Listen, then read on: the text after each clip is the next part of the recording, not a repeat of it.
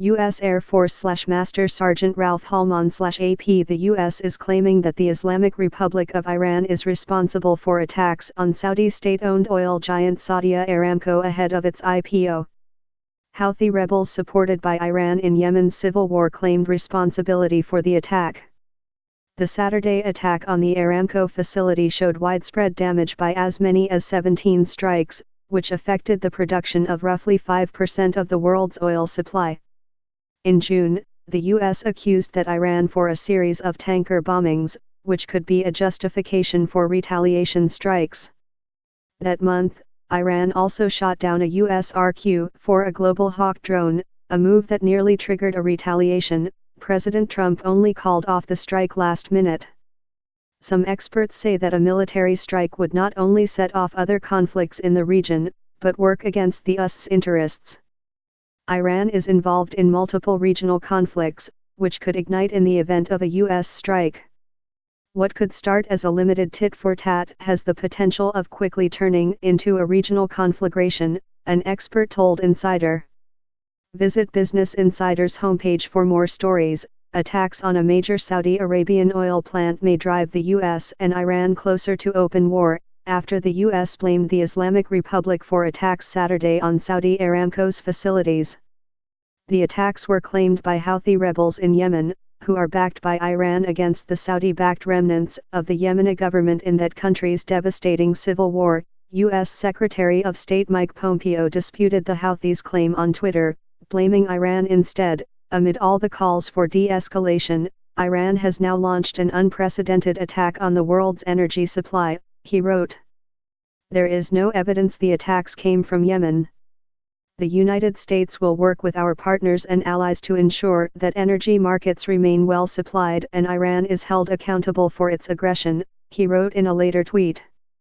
Pompeo did not present evidence for his assessment of the attacks.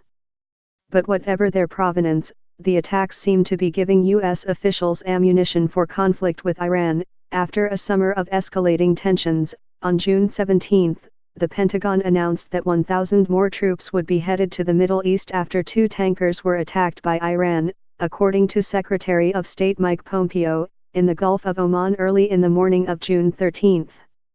In May, the U.S. sent fighter jets, surface-to-air missiles, the USS Abraham Lincoln Carrier Strike Group, and other assets to the region as a show of force to Iran. The U.S. is building a case of Iranian guilt for the Saudi Aramco strikes, just as it did for June's tanker bombings, which could be a justification for retaliation strikes. But some experts say that a military strike would not only set off other conflicts in the region, but work against the US's interests. Ali Weiss, the director of the Iran project at Crisis Group, told Insider the most likely scenario is a strike against one or several Islamic Revolutionary Guard Corps facilities, maybe even some of Iran's nuclear installations, pointing out that the latter would be risky, given that there are UN inspectors in Iranian nuclear facilities all of the time. But the IRGC, an elite, paramilitary branch which the U.S. sees as responsible for attacks at the port of Fujairah in May, as well as June's attacks, is the assumed target for limited strikes. Alternately, the U.S. could order a massive aerial bombardment against Iran's air defense systems and nuclear infrastructure. Read more. An oddly placed naval mine suggests Iran may have been purposefully pulling its punches in the tanker attacks so far, but none of these options, said Weiss, is ideal. The best course of action, of course, is not to stumble into a conflict, which he said the U.S. is doing right now as a result of its Iran foreign policy, or lack thereof. Although the U.S. would see a limited strike as a warning, a bloody nose operation, according to Weiss, Iran would almost certainly retaliate. Their response would almost certainly include using its proxies, Houthi rebels in Yemen, Hezbollah in southern Lebanon, and militia groups in Syria and Iraq, to attack U.S. forces or allies in the region. Reuters/Ali Hashisho Lebanese Hezbollah is likely to fire hundreds of thousands of rockets and missiles into Israel. Israel is likely to retaliate against southern Lebanon, and maybe even Syria, Weiss said, also pointing out that proxies in Iraq could attack U.S. assets there, and that Houthi rebels could disrupt shipping in the Red Sea, or even launch an invasion into southern Saudi Arabia. So what could start as a limited tit-for-tat has the potential of quickly turning into a regional conflagration, Vice said. AP/Hani Mohammed. Apart from the effect Iranian retaliation to a U.S. strike would have in the region, it's worth noting that Iran is willing to endure significant losses during conflict. Anyone who has studied the military history of the Islamic Republic knows that it has displayed an unusually high level of cost tolerance with respect to military operations, said Caitlin Talmadge of Georgetown University's Walsh School of Foreign Service, meaning that Iran is willing to sacrifice more than expected to stay in the game.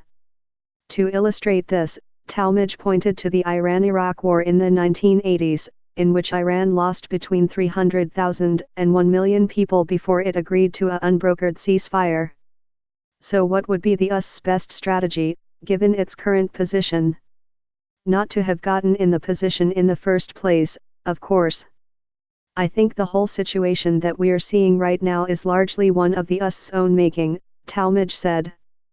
The U.S. decision to leave the Joint Comprehensive Plan of Action, JCPOA, or the Iran nuclear deal, set off the current chain of events, she said. If President Donald Trump were to propose an alternative to the JCPOA, the situation might be quite different. There's a bigger strategic picture here in which the United States has undone an agreement that its own State Department certified as actually working very well.